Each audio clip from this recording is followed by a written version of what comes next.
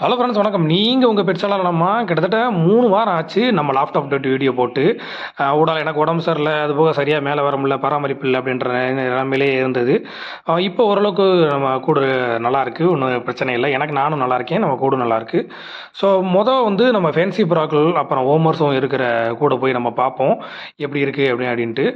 புதுசான அப்டேட் என்ன அப்படின்னு கேட்டிங்கன்னா, நம்ம வந்து ஜீராஸும் ஆஸ்திரேலியனும் வாங்கி விட்டுருக்கோம். இது இங்கே பக்கத்தில் இருக்கிற ஒரு கடையில் தான் வந்து வாங்கினோம். நல்லா இருக்காங்க. வளர்க்குற ஒரு அண்ணன்ட்ட தான் வாங்கினோம். ஸோ நல்லா இருக்காங்க, இப்போ ஒரு பிரச்சனையும் கிடையாது. ஆஸ்திரேலியன் ஒரு ஜோடி பட்டாவோட வந்துச்சு. அவங்க 2 பேருமே, அந்த 2 பட்டாவுமே நல்லாயிருக்கு.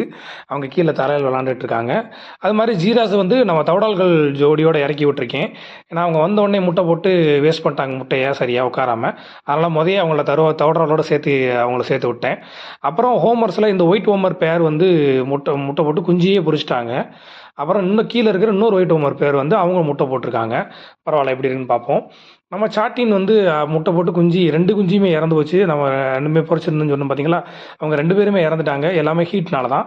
மறுபடியும் மயில் புறா ஜோடி முட்டை போட்டு அடக்கி உட்காந்துருக்கு. ஸோ இந்த வட்டம் மாதிரி இவங்ககிட்ட இருந்து வர்ற குஞ்சுகளை நம்ம காப்பாற்ற முடியுமா என்னன்னு பார்ப்போம். சாட்டின் நல்லா இருக்காங்க, பிரச்சனை இல்லை. மறுபடியும் முட்டைக்கு விரட்டிக்கிட்டு இருக்காங்க. ஸோ முட்டை போட்டாங்க அப்படின்னா நான் அதுக்கான அப்டேட்டை வந்து உங்களுக்கு ஷார்ட்ஸ் வீடியோவில் தர்றேன். இனிமேல் தொடர்ச்சியாக நம்ம வந்து வீடியோ ரெகுலராக போடுறதுக்கு நான் முயற்சி பண்ணுறேன். பார்ப்போம் எப்படி இருக்குன்ட்டு. ஹோமர்ஸில் ஒரு 2-3 பேர் மட்டும் தொடர்ச்சியாக வீடியோ போட நான் முயற்சி பண்ணுறேன். அப்புறம் நம்ம வெளியே இருக்கிற அல்லிப்பாண்டு. ஸோ அல்லிப்பாண்டு டப்பில் இருக்கிறது இது நல்லா பூக்குது. இவங்களும் அப்போக்கப்போ பூக்குறாங்க, ஆனால் பிரச்சனை இல்லை, ஓரளவுக்கு இப்போ கிளியர் ஆயிடுச்சு. அப்புறம் நம்ம நேரமே எடுத்துகிட்டு வந்து ஃப்ரிட்ஜ் பாக்ஸில் நம்ம இன்னொரு அல்லி பிளான்ட்டை ஏற்றியாச்சு. அதனால் ஒரு டப்பு ஃப்ரீயாக இருக்குது. ஸோ இந்த 2 ஃப்ரிட்ஜ் பாக்ஸும் இப்போ ஓரளவுக்கு திருப்திகரமாக எனக்கு அமைஞ்சிருச்சு. மன சந்தோஷமாக இருக்குது. இந்த ஃப்ரிட்ஜ் பாக்ஸில் நம்ம வந்து ப்ளூபெரி இம்போர்ட்டட் கப்பீஸ் தான் வளர்த்துட்ருக்கோம். இந்த ஃப்ரிட்ஜ் பாக்ஸ் சும்மா இருக்குது. அப்புறம் அந்த 2 அல்லி டப்புமே சும்மா இருக்குது. ஸோ இதில் ஒரு நல்ல இம்போர்ட்டட் கப்பீஸ் பேர் வளர்க்கலாம்னு சொல்லி நான் நினைக்கிறேன். அதுக்கு நீங்கள் ஏதாவது இம்போர்ட்டட் கப்பீஸை செலக்ட் பண்ணுங்கள், நம்ம அதே வந்து வளர்க்க முயற்சி பண்ணுவோம். அப்புறம் நம்ம தவடால்கள் இருக்கிற நம்ம கூட போய் பார்ப்போம். நம்ம தவடால்கள் இருக்கிற கூட்டில் பெருசாக எந்த அப்டேட்டுமே இல்லை. ஒரு 2-3 ஜோடி மட்டும் தான் ஜோடி சேர்ந்துருக்கு. அந்த ஜோடி சேர்ந்ததில் 1-2 இது மட்டும் குஞ்சு பொரிச்சிருக்கு. பிரச்சனை இல்லை. இதில் ஆண்கள் எண்ணிக்கை கொஞ்சம் கம்மியாக இருக்கோ அப்படின்ற எனக்கு ஒரு ஃபீலிங் இருந்துகிட்டே இருக்குது. எல்லாமே பார்க்குறதுக்கு பெண்கள் மாதிரியே எனக்கு தோணுது. ஏன்னா கூவுற சவுண்டே பெருசாக இங்கே கேட்க மாட்டேங்குது.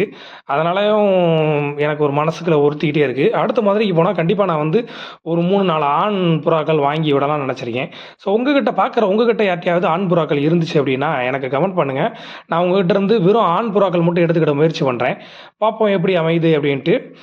இந்த தவடால்களில் 2 ஜோடி தான் இப்போ ஜோடி சேர்ந்துருக்கு. ஒரு ஜோடி சேர்ந்த மாதிரி சும்மா இருக்குது. அவங்க முட்டை இன்னும் போடலை. பார்ப்போம். ஒரு ஜோடி சேர்ந்த புறாக்கள் வந்து ஒரு புறா முட்டை போட்டு குஞ்சியே பொரிச்சிருச்சு. இது வந்து இந்த ஜீராஸோட முஸ்கியோட சேர்ந்த ஒரு தவடால் ஜோடி.